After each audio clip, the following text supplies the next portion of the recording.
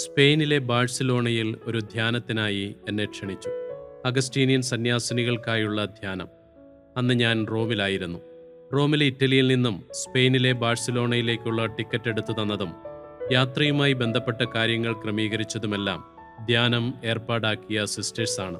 അവർ നൽകിയ നിർദ്ദേശപ്രകാരം നിശ്ചിത ദിവസം ഞാൻ ഇറ്റലിയിൽ നിന്ന് യാത്ര തിരിച്ച് ബാഴ്സലോണയിലെ എയർപോർട്ടിലെത്തി.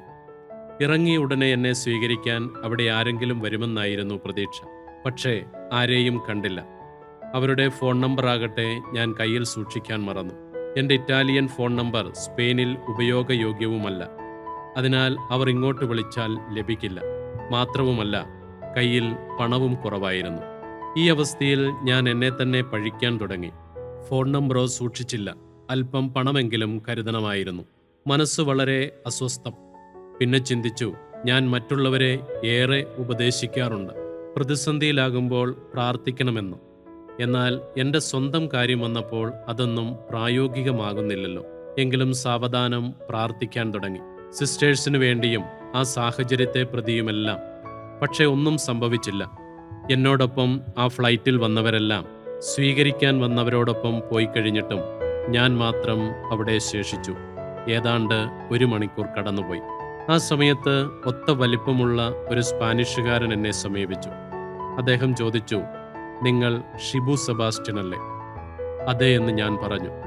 തുടർന്ന് അദ്ദേഹം ചോദിച്ചു, നീണ്ടപാറയാണ് നാട് അല്ലേ?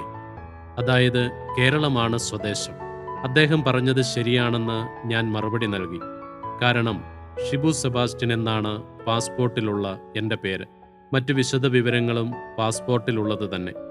ടിക്കറ്റ് ബുക്ക് ചെയ്യാൻ വേണ്ടി അത്തരം വിശദ വിവരങ്ങളെല്ലാം സിസ്റ്റേഴ്സിന് നൽകിയിരുന്നു.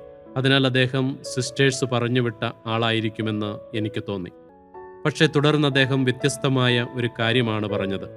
ഷിബു, നിങ്ങളുടെ കൈ 2 പ്രാവശ്യം ഒടിഞ്ഞിട്ടുണ്ട്. അത് കേട്ട് ഞാനൊന്ന് ഞെട്ടി. ഉണ്ടെന്ന് മറുപടി നൽകി തല ഉയർത്തി നോക്കിയപ്പോൾ അദ്ദേഹം അപ്രത്യക്ഷനായി കഴിഞ്ഞിരുന്നു.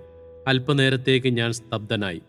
പിന്നെ പെട്ടെന്നൊരു വെളിച്ചം കിട്ടിയതുപോലെ ഞാൻ ആ കാര്യം തിരിച്ചറിഞ്ഞു. അത് യേശുവാണ്. അപ്പോഴേക്കും അതാ ഒരു സിസ്റ്റർ ഓടി വരുന്നു. അവരുടെ വസ്ത്രം ധരിച്ച് നടക്കാൻ പോലും സാവധാനമേ സാധിക്കൂ. എന്നിട്ടും അവർ ഓടിയാണ് വരുന്നത്. ഞാൻ വൈദികർ ധരിക്കുന്ന കോളർ ധരിച്ചിരുന്നതിനാൽ വേഗം എന്നെ തിരിച്ചറിഞ്ഞു. അടുത്തെത്തിയതേ അവർ എന്നോട് ക്ഷമ ചോദിക്കാൻ തുടങ്ങി. ക്ഷമിക്കണം അച്ഛാ, ക്ഷമിക്കണം. ഞങ്ങൾ ആവൃത്തിയിലുള്ളവരാണ്. ഞങ്ങൾ സെൽഫോൺ ഉപയോഗിക്കാറില്ല. ലാൻഡ് ഫോണിൽ നിന്ന് അച്ഛൻ്റെ മൊബൈൽ നമ്പറിൽ വിളിച്ചു, പക്ഷെ കിട്ടിയില്ല. ഞങ്ങളൊരു ഡ്രൈവറെ കൂട്ടി വന്നതാണ്. അദ്ദേഹത്തിനാണെങ്കിൽ ഈ എയർപോർട്ട് അറിയില്ലായിരുന്നു. പക്ഷേ ഞങ്ങൾ അന്വേഷിച്ച് നേരത്തെ തന്നെ ഈ എയർപോർട്ടിലെത്തി.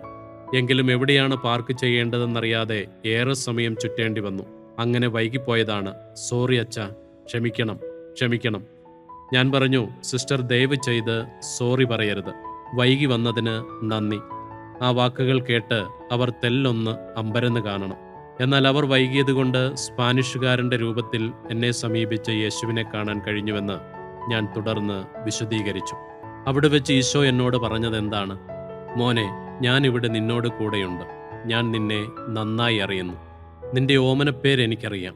നിന്റെ കൈ 2 പ്രാവശ്യം ഒടിഞ്ഞിട്ടുണ്ടെന്നും അറിയാം. കൈ ഒടിഞ്ഞു എന്നത് എന്തുകൊണ്ടാണ് വളരെ പ്രധാനപ്പെട്ട കാര്യമാകുന്നത്? അതാർക്കും അധികം അറിഞ്ഞുകൂടാത്തൊരു സംഭവമാണ്.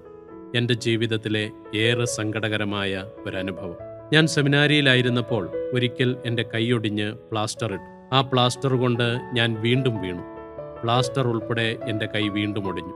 സഭയുടെ പൈസ കുറെ പോകുമല്ലോ എന്നൊരഭിപ്രായം ആ സംഭവത്തെക്കുറിച്ച് കേൾക്കേണ്ടിയും വന്നു. ഒരു സെമിനാരി വിദ്യാർത്ഥി എന്ന നിലയിൽ എൻ്റെ ചികിത്സാ ചെലവുകൾ സന്യാസസഭയാണല്ലോ വഹിക്കുന്നത്. അതിനാൽ തന്നെ എനിക്ക് വളരെയധികം മനോവേദനയുണ്ടാക്കിയ വാക്കുകളായിരുന്നു അത്. ആ സംഭവമാണ് ഈശോ ഓർമ്മിപ്പിച്ചത്. അവിടുന്നെല്ലാം അറിയുന്നു എന്ന ഓർമ്മപ്പെടുത്തലും ആ കരുതലിൻ്റെ അടയാളവും. പ്രഭാഷകൻ 23:19 വചനം ഓർമ്മിപ്പിക്കുന്നുണ്ട്. കർത്താവിൻ്റെ കണ്ണുകൾ സൂര്യനേക്കാൾ 10,000 മടങ്ങ് പ്രകാശമുള്ളതാണ്. നിങ്ങൾ അനുഭവിക്കുന്ന ഏത് പ്രതിസന്ധിയും അവിടുന്ന് കാണുന്നുണ്ട്. അവിടുന്ന് നിങ്ങൾക്കായി പ്രവർത്തിച്ചുകൊള്ളും. അതായിരുന്നു ആ ദൈവാനുഭവത്തിലൂടെ ഈശോ എനിക്ക് തന്ന ബോധ്യം.